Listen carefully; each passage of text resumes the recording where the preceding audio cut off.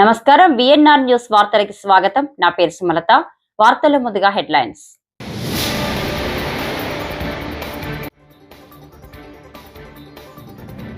One nation one election దేశానికి అవసరమైన మార్పు అని ఉప ముఖ్యమంత్రి పవన్ కళ్యాణ్.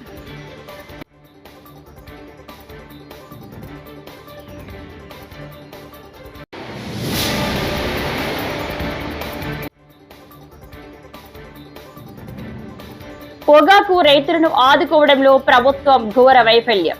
మాజీ మంత్రి మేరుగ నాగార్జున ఆగ్రహం.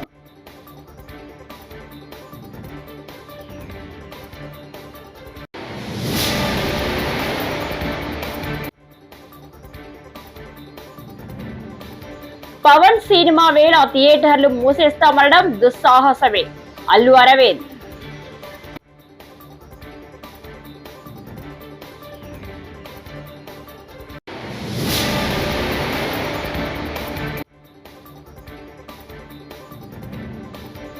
వంశీ చనిపోతే కూటమి ప్రభుత్వం కూలిపోతుందన్న పేర్ని నానిపై కందుల Durgesh fire.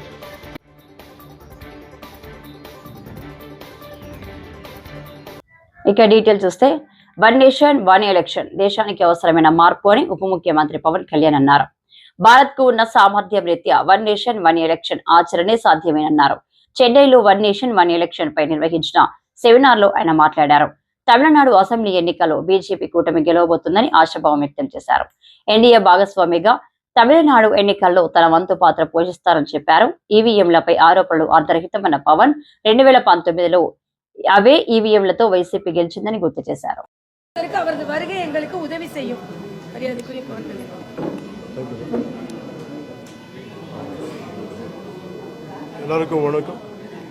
It's a great opportunity to be here to take forward the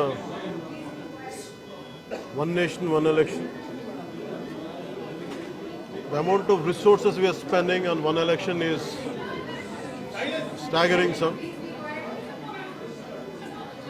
And under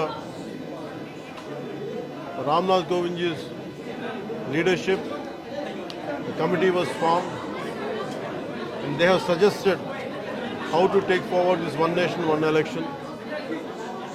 Most of the people have agreed, except certain parties from India Alliance. I came to Tamil Nadu to request Honorable CM Sri Stalin Avargal to rethink, to recall his decision. I can't audible. The audio, like sound is for me. Microphone. Okay, unless they keep quiet, I cannot shout loud.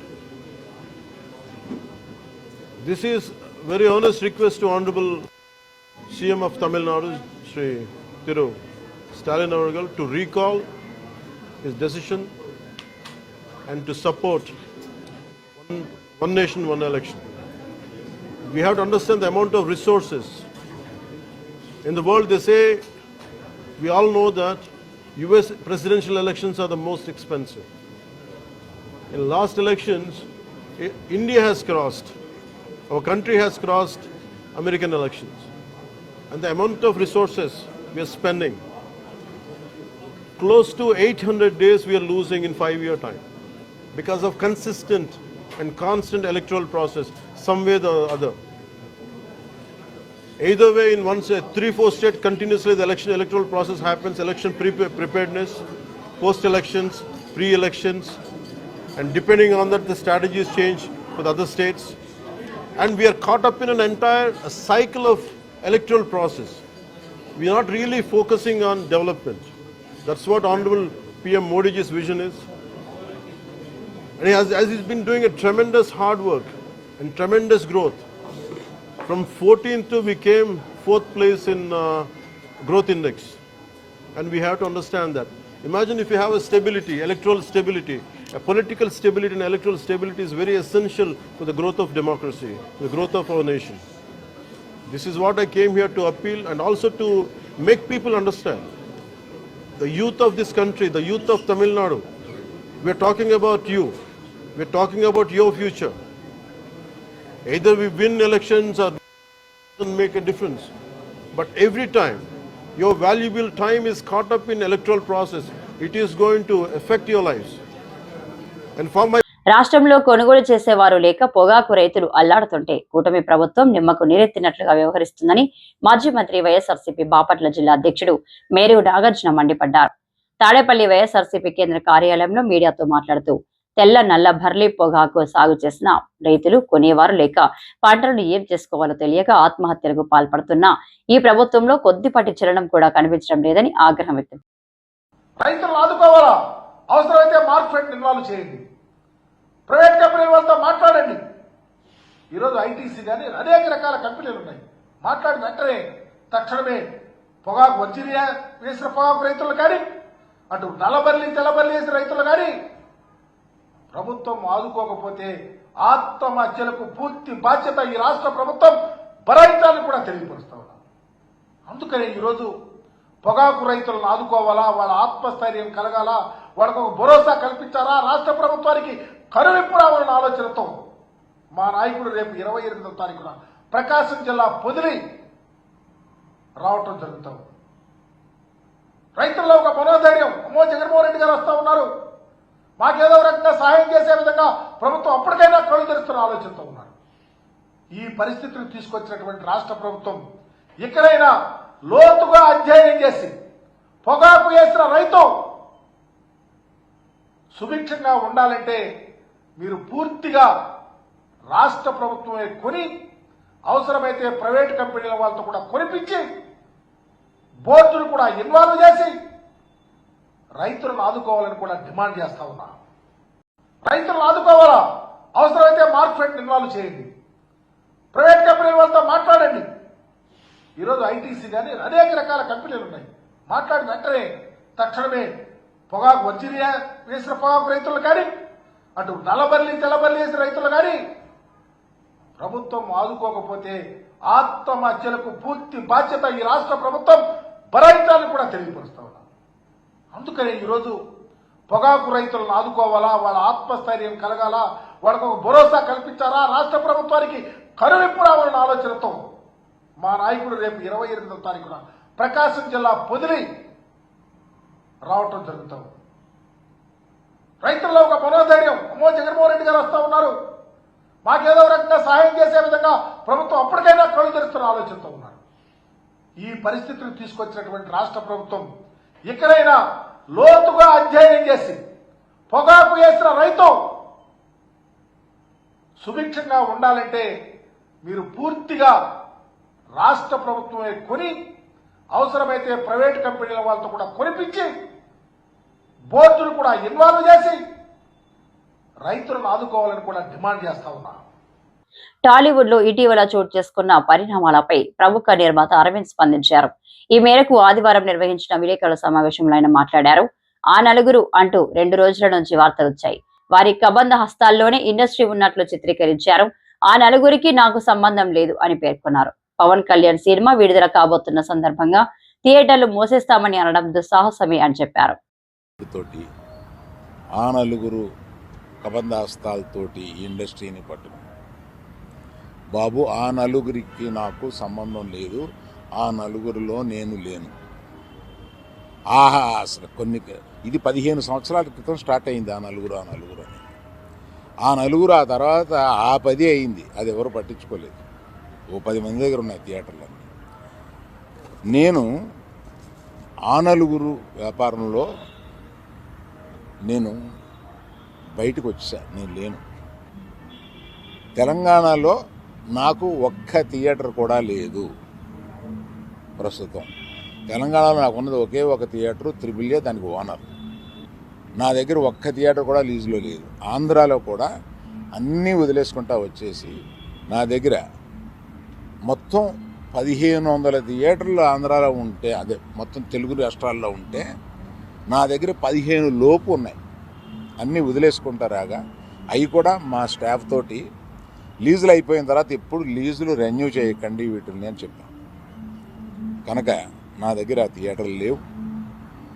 ఎందువల్ల నన్ను అంటే పాత అలవాటు కొద్దీ అందరూ నన్ను ఆ నలుగురులో అది ఏదో ఫోటోలు వేయడానికి మాది బాగుంటాయి కనుక అందరు పెద్దల ఫోటోలు వేస్తా విమర్శకు బాగుంటుంది కనుక కొంచెం అలా విమర్శిస్తున్నారు. ఆ నలుగురు అని వేసేటప్పుడు నన్ను కలపకండి, నేను లేను, ఆ వ్యాపారంలో లేను, నేను అన్నీ వదిలేశాను. 1500 థియేటర్లకి 15 మాత్రమే, 15 లోపే నా దగ్గర ఉన్నాయి. అవి కూడా త్వరలో నా దగ్గర ఉండవు, వద్దని చెప్పాను. గత 50 ఏళ్ళుగా సినిమాలు తీయడం, నేను ఆ వృత్తిని నమ్ముకుని ఉన్నాను. ఇది మధ్యలో ఉన్న చిన్న అవకాశం లాంటిది ఏదో వచ్చింది, ఇది నాకు సరిపోదు అని అనుకుని నేను బయటకు వచ్చేసాను. 1వ తారీఖు నుంచి మేము థియేటర్లు మూసేస్తాం అన్న దీని మీద ఆంధ్రప్రదేశ్ సినిమాటోగ్రఫీ మినిస్టర్ గారు రియాక్ట్ అయిన విధం చాలా సమంజసమైందని నేను ఫీల్ అవుతున్నాను. ఎందువల్లంటే ఈ థియేటర్లకు సంబంధించిన ఏ మీటింగుల్లోనూ నేను వెళ్ళలేదు, నాకు ఇష్టం లేదు. ఈ థియేటర్కి సంబంధించి 3 మీటింగులు జరిగినాయి. 3 మీటింగ్లకి నేను వెళ్ళలేదు. మా గీతా ఫిల్మ్ డిస్ట్రిబ్యూటర్స్ని కానీ అదర్ అసోసియేటెడ్ ప్రొడ్యూసర్స్ కానీ ఎవరిని వెళ్ళొద్దు అని చెప్పాను. కారణం ఏంటంటే థియేటర్స్ నిజంగానే స్టాండ్ అలోన్ థియేటర్స్కి చాలా కష్టాలు ఉన్నాయి. అవి వచ్చి డిస్కస్ చేసుకుని ఇండస్ట్రీ పెద్దలతో ఛాంబర్ అని ఒకటి ఉంది, గిల్డ్ అని ఉంది, వీటిని అప్రోచ్ అయ్యి అందులో డిస్కస్ చేసుకుని సమస్యలు సామరస్యంగా కుదరకపోతే అప్పుడు ప్రభుత్వానికి వెళ్ళి ప్రభుత్వం చెప్పుకున్నాం. ఎక్కడో ఏదో కుదరక అన్నీ ఫెయిల్ అయినప్పుడు అయితే అన్నీ ఫెయిల్ అయినాయి కనుక మేము 1వ తారీఖు నుంచి మేము మూసేస్తాము అని అంటున్నారు. మూసేయడానికి ఏకపక్షంగా మీరు తీసుకునే ఈ నిర్ణయానికి నేను వెళ్ళి అక్కడ కూర్చుని మాట్లాడను అని నాకు వైసీపీ నేత వల్లభనేని వంశీ మరణిస్తే కూటమి ప్రభుత్వం కూలిపోతుందంటూ మాజీ మంత్రి పేర్ని నాని చేసిన వ్యాఖ్యలపై రాష్ట్ర పర్యాటక అటవీ దేవాదాయ శాఖల మంత్రి కందుల దుర్గేష్ తీవ్ర స్థాయిలో ధ్వజమెత్తారు. రాజమండ్రిలో మీడియా సమావేశంలో ఆయన మాట్లాడుతూ సొంత పార్టీ సభ్యులు మరణించినా పర్వాలేదన్న ధోరణిలో వైసీపీ రాజకీయాలు చేయడం దారుణమని మండిపడ్డారు. మీరు ఒక విషయం అండి, పవన్ కళ్యాణ్ గారు మాట్లాడింది స్పష్టమైన విషయం. అదేమిటంటే సినిమా పరిశ్రమకి సహకరిస్తున్నప్పుడు మీరు వచ్చి కలిస్తే మీ సమస్యలు ఏమన్నా ఉంటే పరిష్కరించడానికి మేము సిద్ధంగా ఉన్నాం, అదే ఈ సంవత్సరం పొడుగునా మేము చేస్తాం అన్నటువంటి అంశం అనేటువంటి చెప్పారు. కలవాల్సిన అవసరం ఉందనేటువంటి మాట చెప్పారు. మేము చెప్పడం ఏంటి, ఇవాళ సినిమా ఇండస్ట్రీలో సుప్రసిద్ధ నిర్మాత అరవింద్ గారు కానీ ఇతరత్ర నిర్మాతలు కానీ వారు కూడా చెప్తున్న మాట ఏంటంటే మీరు విన్నారు కదా, వారు చెప్పింది కూడా కలవాల్సి ఉంది, ఎందుకు కలవలేదు మాకు అర్థం కావట్లేదు. అది కలవపోవటం అనేది ఇక వారి విద్యకు వదిలేసాం, అదే చెప్తున్నాం. అలా కలవలేదని ఏనాడైనా మేము సినిమా పరిశ్రమకు వ్యతిరేకంగా నిర్ణయాలు తీసుకున్నామా? మీరు ఒక మాట ఆలోచించండి.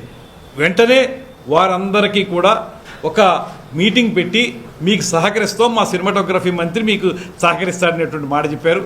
తర్వాత నేను సినిమాటోగ్రఫీ మంత్రిగా వారందరికీ ఒక లేఖ రాశాను. మనందరం కలిసి కూర్చుని మీ సమస్యలు ఉంటే పరిష్కరిద్దాం అనేటువంటి లేఖ ఛాంబర్ వారికి వాళ్ళందరికీ కూడా రాయడం జరిగింది.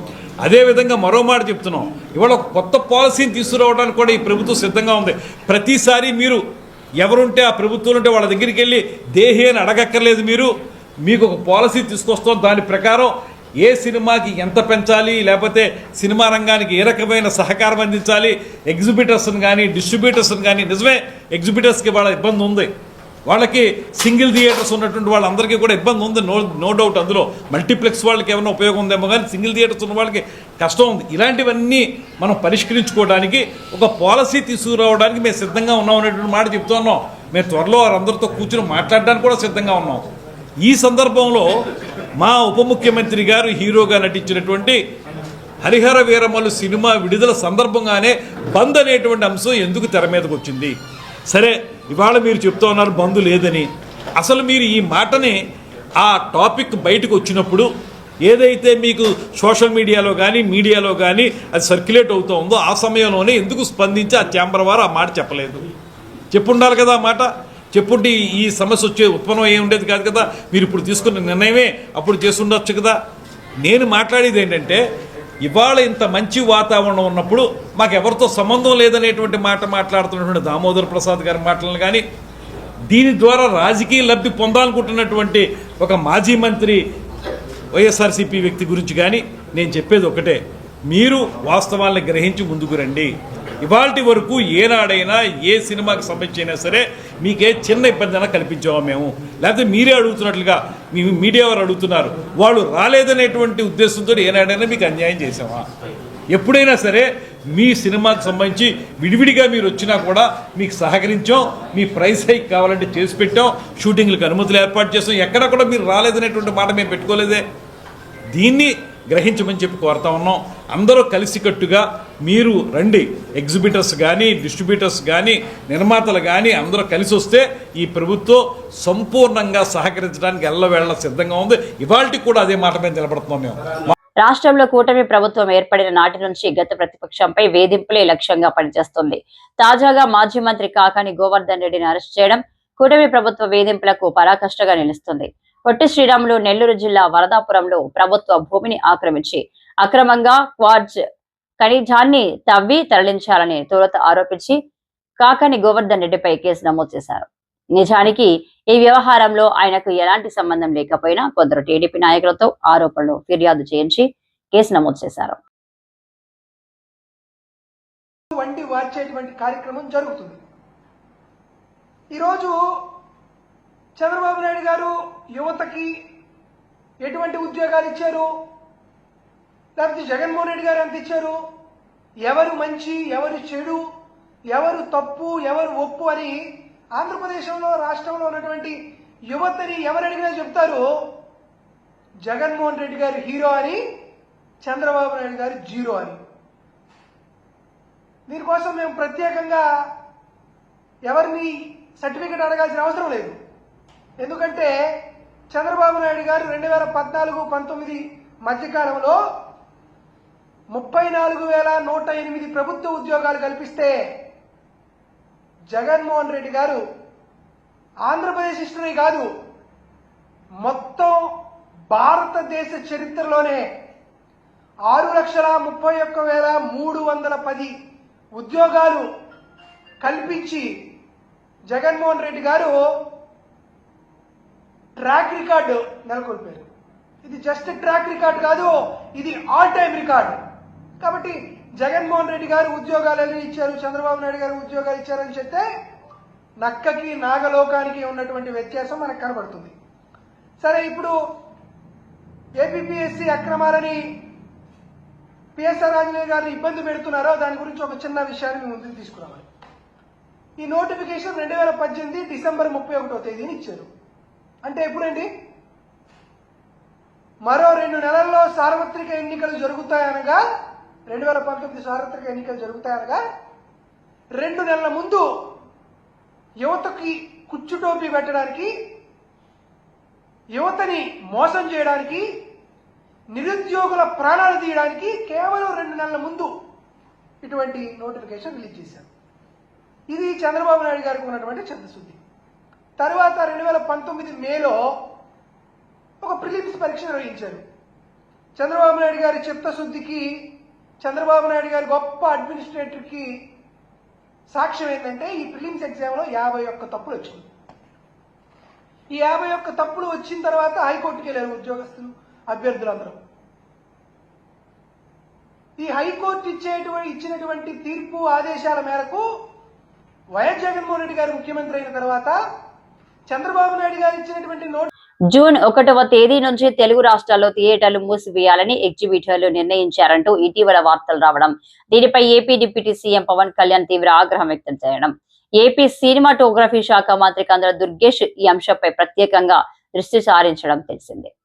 పవన్ కళ్యాణ్ వ్యాఖ్యలపై నిన్న ప్రముఖ నిర్మాత అల్లు అరవింద్ మీడియా ముందుకు వచ్చి తన స్పందన తెలియజేశారు.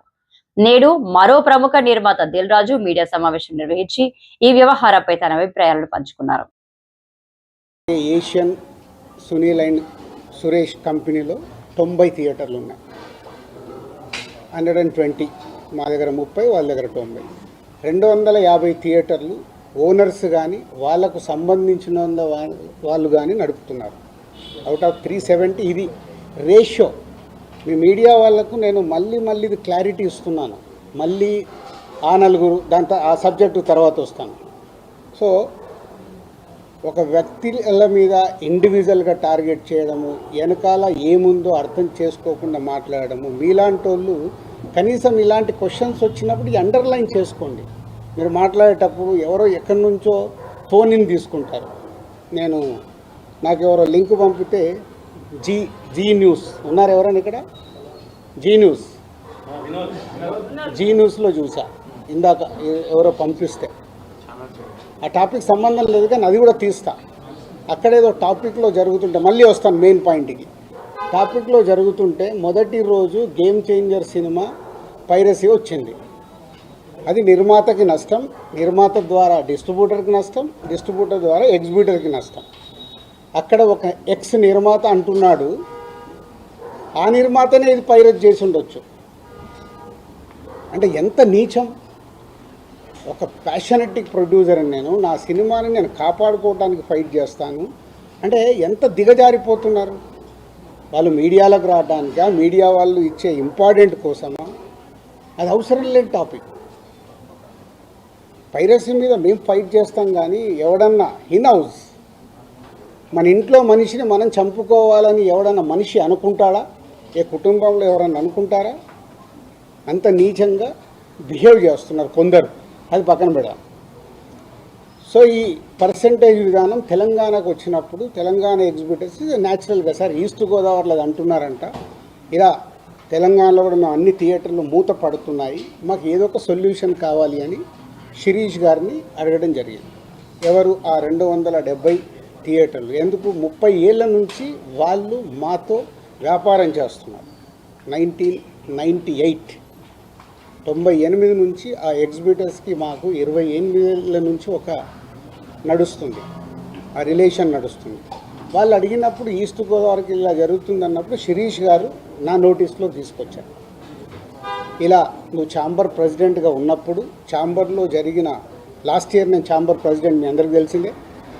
ఛాంబర్లో నువ్వు అన్నావంట ఎగ్జిబిటర్స్కి కూడా ఏదైనా కష్టాలు ఉన్నప్పుడు డెఫినెట్గా గవర్నమెంట్స్తో కూడా మాట్లాడి సాల్వ్ చేస్తామని వాళ్ళు ఈ పాయింట్ అడుగుతున్నారు. ఈస్ట్ గోదావరిలో అడుగుతున్నారు. What will do? ఎగ్జిబిటర్స్కి ఏం కావాలో అడగడంలో తప్పులేదు. వాళ్ళకు ఉన్న ప్రాబ్లమ్స్ ఏంటి వాళ్ళని చేసుకొని కమ్యూనికేట్ చేయమనండి. ఎవరికి? ఛాంబర్కి కమ్యూనికేట్ చేస్తే అప్పుడు ఛాంబర్ నుంచి ప్రొడ్యూసర్స్కి లేదా గవర్నమెంట్కి ఈ టాపిక్ వెళ్తుంది. బికాజ్ ఐఎమ్ ఎఫ్డీసీ చైర్మన్ కాబట్టి ఆ ఉద్దేశంలో వాళ్ళు ఈ రూట్లో రావడం జరిగింది. అది అయిపోయింది. సో నేను నా వెకేషన్ కోసం నేను హాలిడే వెళ్ళాను. వాళ్ళు మే 18 ఒక మీటింగ్ అనుకున్నారు ఎగ్జిబిటర్స్, ఏపీ తెలంగాణ ఎగ్జిబిటర్స్ అందరు. ఆ రోజు ఆ మీటింగ్ అయిపోయే టయానికి నేను లాస్ట్కి ఒక 15 నిమిషాల గురించి వెళ్ళాను. సో మళ్ళీ అది మీ మీడియా మిత్రులకు కూడా చాలా అవసరం ఇది. ఎందుకంటే ఆ టాపిక్ June 1 థియేటర్లు బంద్ అనేది ఫస్ట్ వేసింది మీరు. లోపల జరిగింది ఏంటి వాళ్ళు అడిగి ఆధుని మున్సిపల్ ఇంజనీరింగ్ విభాగంలో పనిచేస్తున్న కాంట్రాక్ట్ వర్కర్స్ ఎలా బతకాలి ఎమ్మెల్యే పార్థసారథిని అన్నారు. సోమవారం వారిని ఉద్దేశించి ఎమ్మెల్యే మాట్లాడుతూ ఆధోని 96 మంది వారి సమస్యలను పరిష్కరించాలని కోరుతూ వినతి పత్రం అందజేశారని, రాష్ట్ర వ్యాప్తంగా ఉన్న ఇంజనీరింగ్ కార్మికుల సమస్యలు పరిష్కరించాలని, ఉద్యోగ భద్రత కల్పించాలని, కనీస వేతనాలు అమలు చేయాలని, వేతనాలు పెంచాలని కోరినట్లు తెలిపారు. ఉద్యోగస్తులు కష్టపడతా ఉన్నారు. వీళ్ళని అవుట్సోర్సింగ్ ఉద్యోగస్తులుగా తీసుకొని కొంతమందిని 10 ఏళ్ళు అయితే, కొంతమందికి 15 ఏళ్ళు అయితే, కొంతమంది 25 ఏళ్ళు కూడా అవుతా ఉంది. కొంతమంది రిటైర్మెంట్ దగ్గరకు కూడా వస్తూ ఉన్నారు. వీళ్ళని పర్మనెంట్ చేయకపోవడం అన్నది వీళ్ళు బాధపడే అంశం. ప్రభుత్వాలు ఎన్ని మారినా సరే ప్రభుత్వం వీళ్ళని పర్మనెంట్ ఎంప్లాయీస్గా చేయకపోవడం వల్ల ఇబ్బందులు పడతా ఉన్నారు. వీళ్ళ ప్రధానమైన డిమాండ్ లాస్ట్ టైం కూడా చెప్పారు వాళ్ళు నాకు. వీళ్ళ ప్రధానమైన డిమాండ్ ఏంటంటే జీతం తక్కువ వస్తుంది.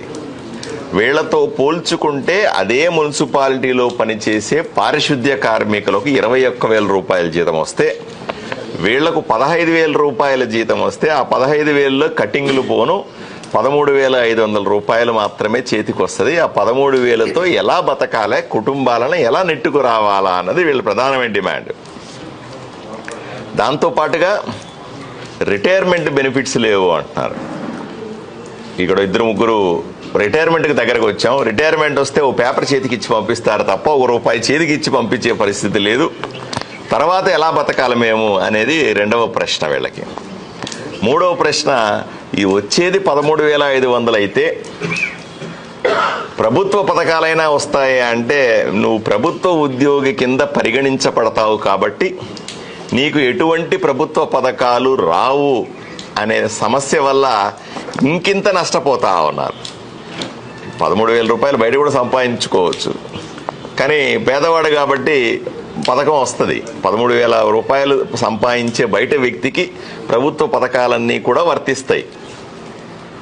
కానీ అదే 13,500 సంపాదిస్తున్నటువంటి మున్సిపల్ అవుట్సోర్సింగ్ ఉద్యోగికి ఎటువంటి పథకాలు రావు, నువ్వు ప్రభుత్వ ఉద్యోగిగా ఉన్నావు అనే నెపంతో ఇది కూడా దీనివల్ల కూడా చాలా నష్టపోతా ఉన్నాం. ఆరోగ్యపరంగా కష్టాలు, హాస్పిటల్ బిల్లులు, పిల్లల్ని చదివించుకోవాలంటే చాలా ఇబ్బందిగా ఉంది. ఉన్నత చదువులు చదివించుకోవాలి అని ఎవరన్నా పిల్లలు ఇంజనీరింగ్ చేస్తానో, మెడిసిన్ చేస్తానో, లేకపోతే MBA చేస్తానో పై చదువులు చదువుకోవాలంటే సంవత్సరానికి బోలెడు ఖర్చు అవుతుంది. ఎక్కడి నుంచి తేవాలా, ఏం చేయాలి, ఇది వీళ్ళ ప్రధానమైన డిమాండ్. దాంతో వీళ్ళు నన్ను 2-3 నెలల కింద నన్ను కలిశారు.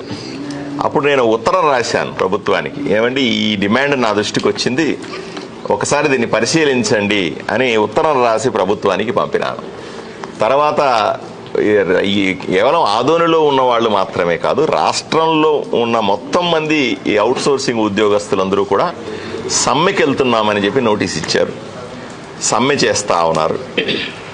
ఉద్యోగం వైపును చేస్తూ సమ్మెలో కూడా 1 గంట పాల్గొంటా ఇలా చేసుకుంటాం. ఎందుకంటే పూర్తిగా దీన్ని మానేస్తే మళ్ళీ ఆ జీతం కూడా రాకపోతే ఎట్లా బతకాలా, అది కూడా ప్రధానమైన సమస్య కదా. దీన్ని దృష్టిలో పెట్టుకుని వీళ్ళు రకరకాల నిరసన కార్యక్రమాలు చేస్తూ ఉన్నారు. ఈరోజు మళ్ళీ నన్ను కలిశారు. ఈ సమస్య రాష్ట్ర వ్యాప్తంగా పెండింగ్లో ఉన్నటువంటి సమస్య. దీనికి ప్రభుత్వం ఆలోచన చేయాల్సి ఉంది. ప్రభుత్వం వీళ్ళ నాయకులతో కానీ వీళ్ళ యూనియన్లతో కానీ కూర్చొని దీనికి ఒక పరిష్కారాన్ని వెతకాల్సిన అవసరం ఉంది. నేను మళ్ళీ ఈరోజు ఫోన్ చేసి మున్సిపల్ శాఖ మంత్రి గారికి విన్నవిస్తాను. అయ్యా నా దగ్గరికి ఇలా వచ్చారు, రాష్ట్రం అంతా కూడా ఇలా జరుగుతుందట కదా, ఒకసారి దీనికి తొందరగా పరిష్కారం కనుక్కునే అవకాశం ఏమైనా ఉందా అని విచారణ చేస్తాను. ఆయన మనసులో ఏముందో తెలుసుకుంటాను. వీలైన తొందరగా సమస్య పరిష్కరించమని నేను అభ్యర్థిస్తాను నా వైపు నుంచి. తప్పనిసరిగా వీలైనంత తొందరగా న్యాయమైనటువంటి ఈ డిమాండ్లు తీరుతాయని, వీళ్ళకు కూడా కొంత ఉపశమనం కలుగుతుందని మనస్ఫూర్తిగా కోరుకుంటా ఉన్నాను. ఈ వార్తలు ఇంతటితో సమాప్తం. నమస్కారం.